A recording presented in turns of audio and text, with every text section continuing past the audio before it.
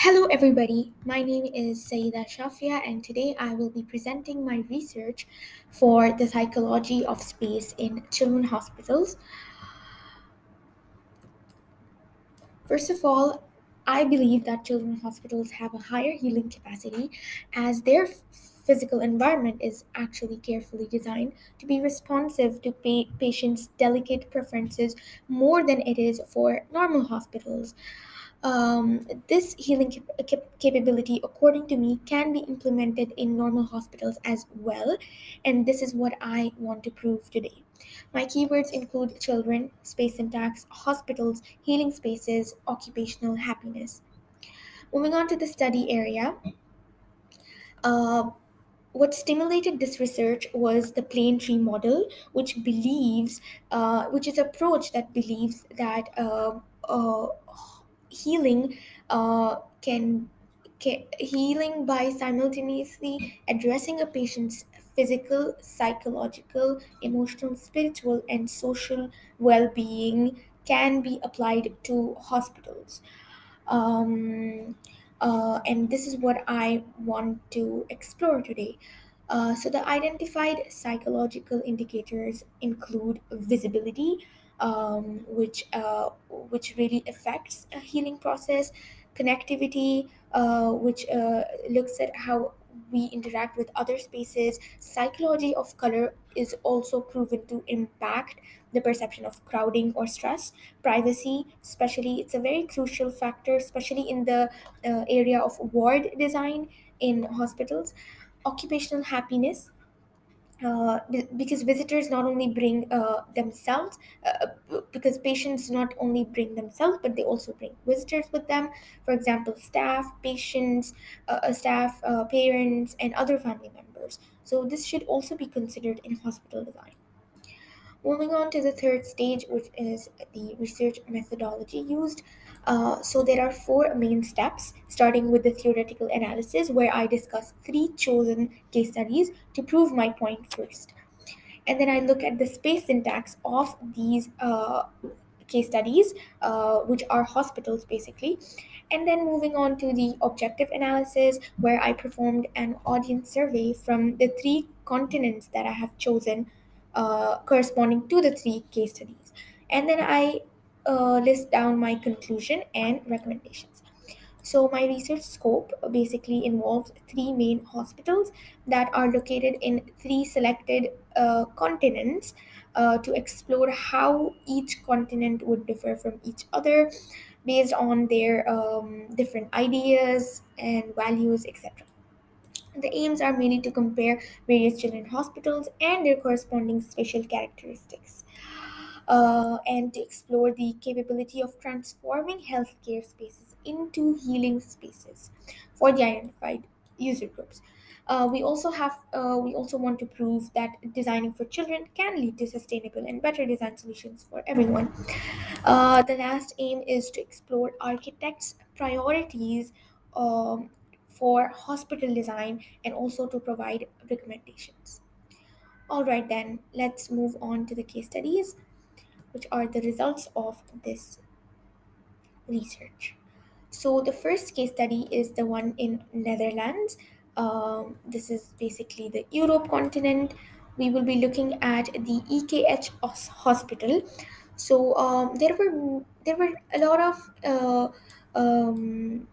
things that I have explored here, that included a blurred boundary between the inner and outer environment. The hospital design is very well designed because it provides the incorporation of natural processes through the uses of skylight, glass curtain walls, etc. The most interesting feature about this hospital was that the rooms make it possible for the patients to actually live with the parents. They also provide a parent suite next to the patient suite, and it's all connected. So they can cook together and they can have a feeling of being at home, which is so important.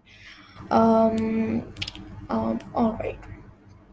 Moving on to the space syntax analysis for this particular case study.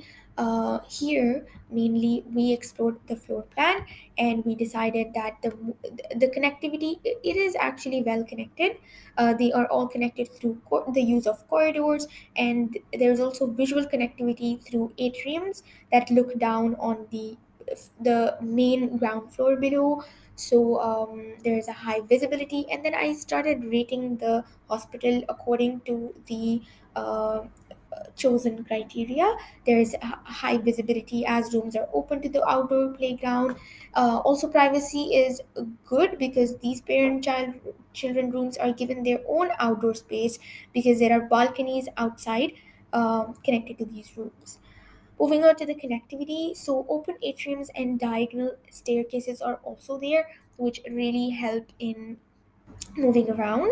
Um, in Then moving on to the circulation and access, the floors have aisles along a central corridor, which makes it very easy to navigate the path, and make the entrance clear and recognizable. According to my criteria, I rated this building 19 out of 20, 20 which is the total. All right, moving on to the next building, which is the one in Thailand. It's known as the Ikachai Hospital. So, here, the most interesting parts that I found were the psychology of color. Every room is personally designed with given a theme of color which refers to each animal. For example, if the theme was the blue whale, then the colors would also be corresponding to the shades of blue. There are also other themes, for example, whale, turtle, a rabbit, lion, etc. The rooms are also rendered in soft pastel tones, and especially the bathrooms are also differed according to the color psychology: blue for boys and pink for girls. This also acts as a distraction strategy, basically. So the concept of the hospital is based around challenging the stereotypical layout of hospitals, and to look at playing is healing concept strategy. And they do this by using soft interiors and playful, colorful elements.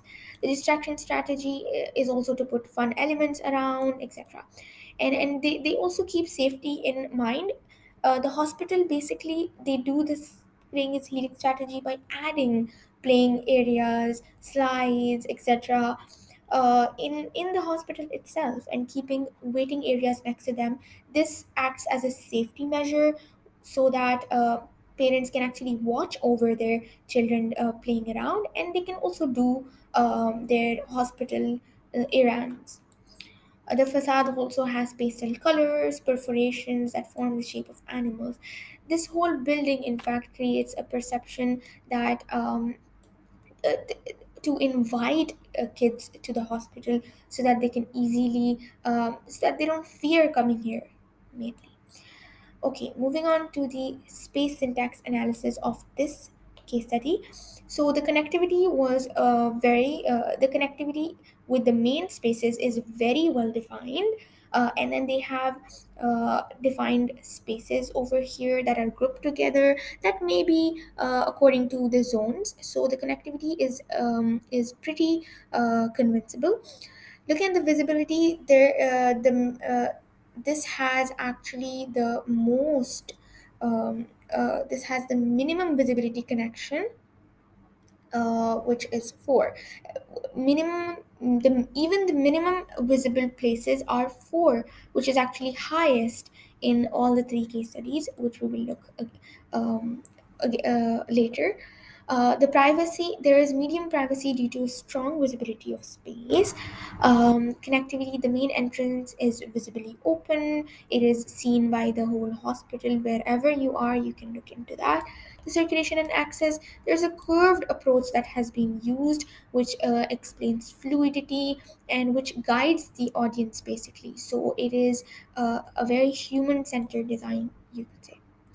Moving on to the last case study, which is Australia.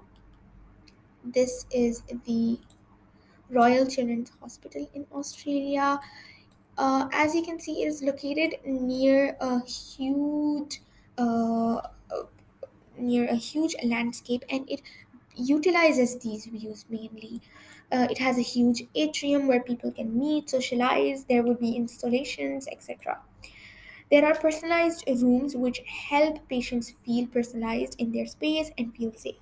Occupational happiness. There are memorable visual cues such as aquariums or distinctive cues that actually help people navigate through the building, and they turn the building into a more of a civic building.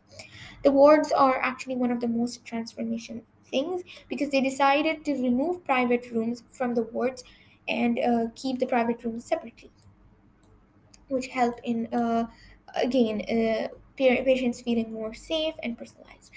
Moving on to the space syntax analysis, the visibility is high because there are large atrium spaces, and then when you move on to the grouped spaces, the small spaces that are connected through the atrium, these spaces have low visibility. However, they all open to the atrium. The privacy of the small rooms is pretty good because they have private corridors and they are connected to the main atrium. The connectivity. So the main street, actually the main spine of the whole hospital, is very efficient.